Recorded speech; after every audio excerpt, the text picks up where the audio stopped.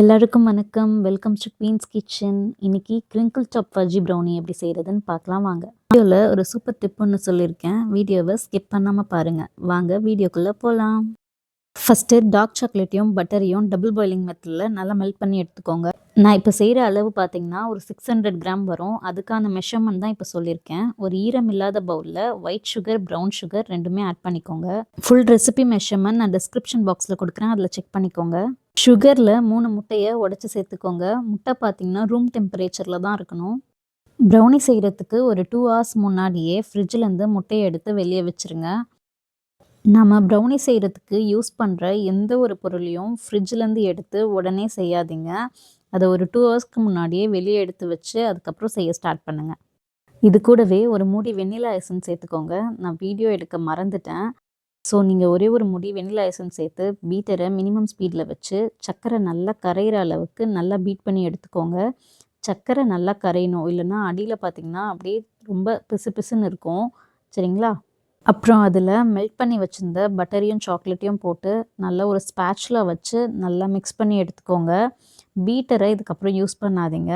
Whisk இல்லைனா spatula வச்சு நல்லா மிக்ஸ் பண்ணி எடுத்துக்கோங்க. நிறைய பேர் பார்த்திங்கன்னா இந்த டைமில் பிளெண்டர் யூஸ் பண்ணி மிக்ஸ் பண்ணுவாங்க. பட் ஆக்சுவல் வந்து எக் பீட் பண்ணுறதுக்கும் சர்க்கரை கரையிறதுக்கு மட்டும்தான் நம்ம பிளெண்டர் யூஸ் பண்ணணும். அதுக்கப்புறம் நம்ம நார்மல் விஸ்க் இல்லைன்னா ஸ்பேட்சுலா வச்சே மிக்ஸ் பண்ணிக்கலாம். இப்போ பார்த்தீங்கன்னா இது நல்லா மிக்ஸ் ஆகிடுச்சு. நல்லா மிக்ஸ் ஆன உடனே ட்ரை இன்க்ரீடியன்ட்ஸ் ஆட் பண்ணிக்கலாம். ட்ரை இன்க்ரீடியன்ட்ஸ் என்னென்னு பார்த்தீங்கன்னா மைதா, கொக்கோ பவுடர், ஒரு பிஞ்ச் சால்ட் சேர்த்து நல்லா சீவ் பண்ணி வச்சுருக்கேன், ஜலிச்சு வச்சுருக்கேன். அது எல்லாத்தையுமே இதில் போட்டு ஒரு விஸ்க் வச்சு நல்லா மிக்ஸ் பண்ணிக்கோங்க. அது கட்டி இல்லாமல் இந்த ஓரத்தில் மாவுலாம் ஒட்டியிருக்கும், அதெல்லாம் எடுத்து விட்டு நல்லா மிக்ஸ் பண்ணி வச்சுக்கோங்க. இந்த டைமில் ஓடிஜியை 180 டிகிரியில் 10 மினிட்ஸ் ப்ரீ ஹீட் பண்ணிவிடுங்க. இப்போ நீங்கள் கொஞ்சமாக நட்ஸு இல்லைனா சாக்கோ சிப்ஸ்லாம் போட்டு கூட நீங்கள் மிக்ஸ் பண்ணிக்கலாம். பட் நான் அது போடலை. அப்புறம் பட்டர் பேப்பர் லைன் பண்ண ட்ரேயில் இந்த பேட்டரை எடுத்து போர் பண்ணிக்கோங்க. நல்லா ஈவனாக போர் பண்ணிக்கோங்க. இல்லைனா ஒரு டூத்பிக்கை வச்சு நடுவில் நல்லா லைனாக இது பண்ணிக்கோங்க. அப்போ வந்து உங்களுக்கு ஒரு இடத்துல பள்ளமாவோ ஒரு இடத்துல மேடாவோ அந்த மாதிரி வராது. ஈவனாக ஸ்ப்ரெட் பண்ணிட்ட அப்புறம் கட் பண்ணி வச்சுருந்த மில்க் சாக்லேட்டை இதில் போடுறேன். கஸ்டமர் பார்த்திங்கன்னா ஆர்டர் கொடுத்துருந்தாங்க, மில்க் சாக்லேட் ப்ரௌனி கேட்டிருந்தாங்க. அதனால் நான் மில்க் சாக்லேட் போடுறேன். உங்களுக்கு வேணும்னா சாப் பண்ண நட்ஸு, உங்களுக்கு என்ன வேணுமோ டூட்டி ஃப்ரூட்டி, ப்ளம்ஸு, செர்ரீஸு என்ன வேணுமோ போட்டு நீங்கள் அரேஞ்ச் பண்ணிக்கலாம். அதுக்கு மேலே பார்த்திங்கன்னா சாக்கோ சிப்ஸ் போட்டுக்கலாம். நான் இப்போ வந்து மில்க் சாக்லேட் போட்டு அதுக்கு மேலே சாக்கோ சிப்ஸும் போட போகிறேன். கஸ்டமர் பார்த்திங்கன்னா மில்க் சாக்லேட் ஓவர்லோட் ப்ரௌனி கேட்டிருந்தாங்க. அதனால் நிறைய மில்க் சாக்லேட் போட்டு ப்ரௌனி செய்கிறேன். இதில் பார்த்திங்கன்னா நீங்கள் dark chocolate, milk chocolate, white chocolate 3மே கூட கட் பண்ணி மேலே போட்டு செய்யலாம். அதுவும் இன்னும் சூப்பராக இருக்கும். அது பார்த்திங்கன்னா ட்ரிபிள் சாக்லேட் ப்ரௌனி, அது இன்னும் எம்மியாக இருக்கும். கஸ்டமர் என்கிட்ட வெறும் மில்க் சாக்லேட் போதுன்னு சொன்னதுனால நான் வெறும் மில்க் சாக்லேட் போடுறேன்.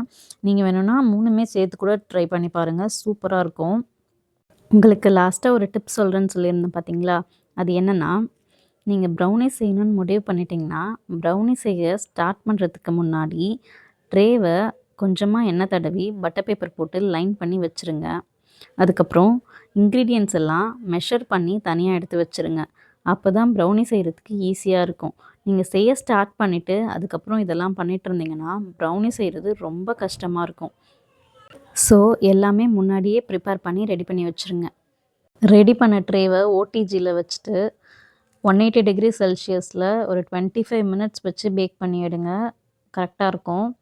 25 மினிட்ஸ்க்கு அப்புறம் கழித்து பாருங்கள், உங்களுக்கு நல்ல ஃபஜ்ஜியான கிரிங்கிள் டாப்பில் இருக்க ப்ரௌனி கிடைக்கும். பாருங்கள் எவ்வளோ சூப்பராக ரெடி ஆகிருக்குன்னு. இதே மாதிரி சேம் நான் சொல்கிற மெஷர்மெண்ட்லாம் கரெக்டாக போட்டிங்கன்னா சேம் இதே மாதிரி உங்களுக்கும் ப்ரௌனி கிடைக்கும்.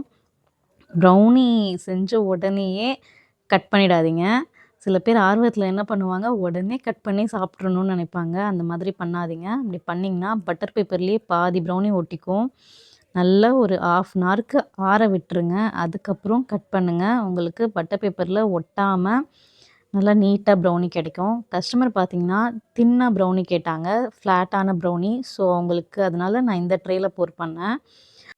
கொஞ்சம் திக்காக வேணும்னா வேறு ட்ரே யூஸ் பண்ணிக்கலாம். பக்கத்தில் தான் கொடுக்குறேன் ஆர்டரை. ஸோ அதனால கிளிங் ரேப்லாம் எதுவும் பண்ணலை. நீங்கள் வெளியே ஆர்டர் எடுத்து கொடுக்குறீங்க, கொரியர் போடுறீங்கன்னா, நீங்கள் கிளிங் ரேப்லாம் பண்ணி கொடுத்தீங்கன்னா தான் உங்களுக்கு நீட்டாக போய் அவங்களுக்கு சேரும். கஸ்டமரும் கொஞ்சம் ஹாப்பி ஆவாங்க. பாருங்கள் எவ்வளோ சூப்பராக ப்ரௌனி ரெடியாக இருக்குன்னு. உங்களுக்கு ஏதாவது டவுட் இருந்தால் கமெண்ட்டில் கேளுங்க. பாய்.